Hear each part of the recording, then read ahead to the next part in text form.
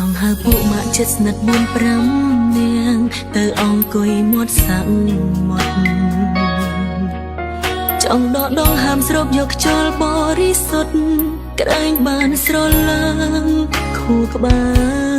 លចង់ជីទូកទៅលេងកោះពី3ថ្ងៃអង្គុយញ៉ាំអីឲ្យធូរស្រាល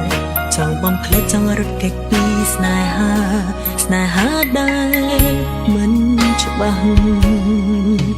មានអារម្មណ៍ថាខ្លួនឯងឆោតពេកហើយគេឲ្យធ្វើអីក៏ធ្វើ